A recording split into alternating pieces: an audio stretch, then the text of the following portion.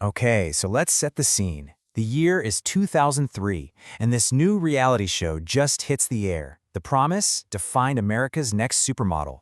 But what it actually delivered was something way more dramatic, way more intense, and, as we now know, way more controversial than anyone could have predicted. And right at the center of it all was Tyra Banks. Oh, you know this line. You've probably heard it 1,000 times. It's one of the most legendary, most infamous moments in reality TV history. It's Tyra yelling at a contestant, and it became this huge meme, a total punchline.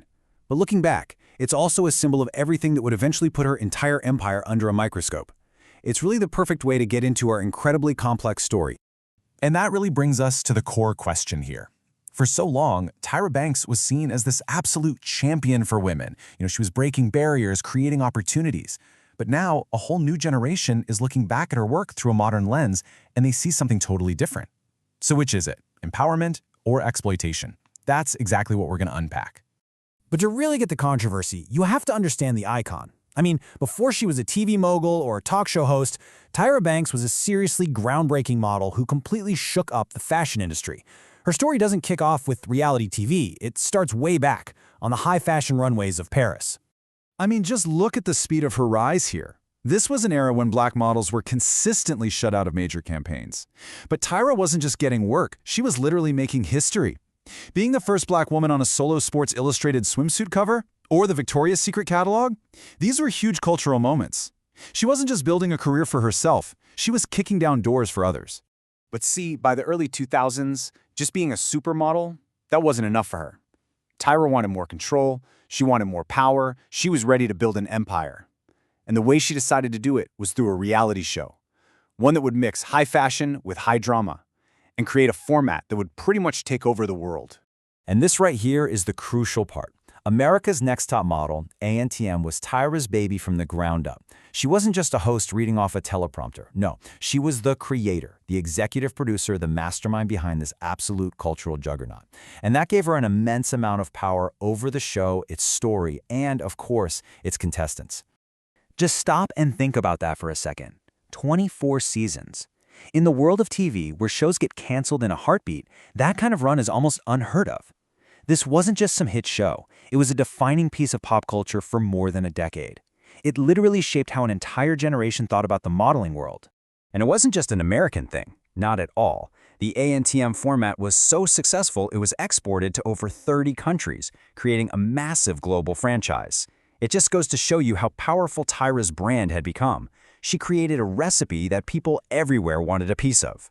ANTM was the foundation, but she didn't stop there, not even close. She launched her own successful daytime talk show and won an Emmy for it. Then she went and got a certificate from Harvard Business School, solidifying her business cred, and then of course, she launched her own cosmetics line. She was systematically turning herself from a model into a full-blown mogul. And during this time, she was also this huge advocate for body positivity. Remember when the tabloids went after her for gaining weight back in 2007? She went right on her talk show and delivered this legendary clapback. At the time, everyone praised her for fighting back against those impossible beauty standards, which honestly makes the criticisms that came later even more complicated.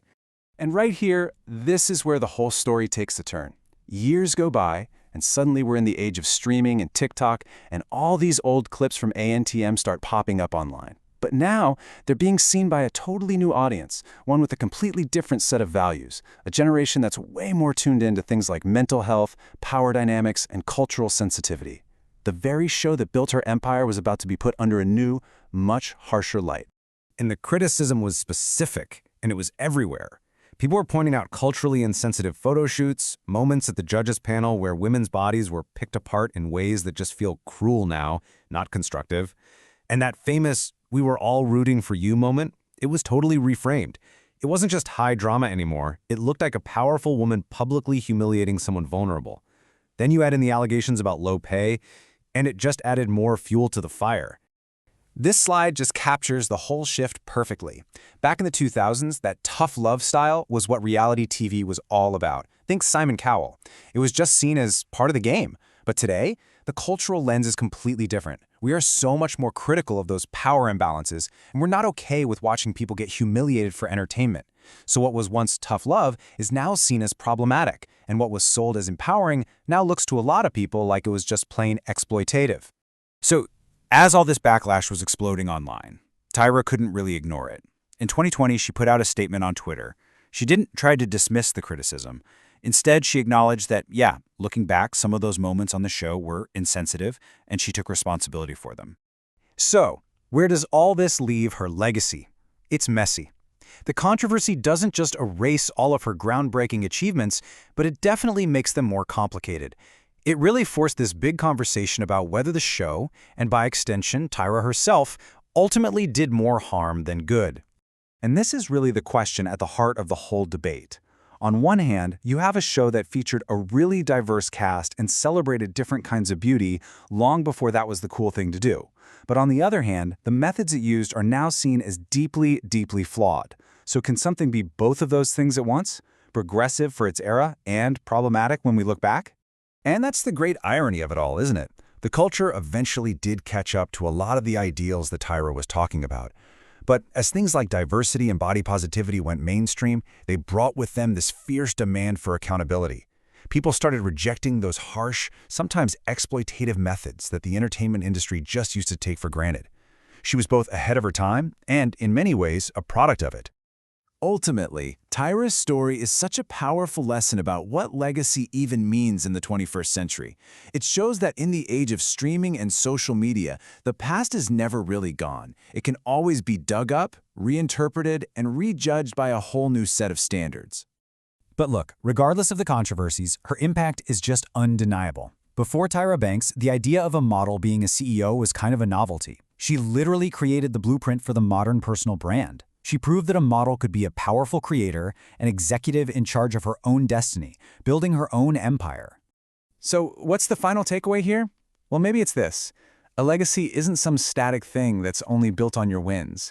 It's a living, breathing thing that gets shaped and reshaped by cultural shifts and, most importantly, by reflection.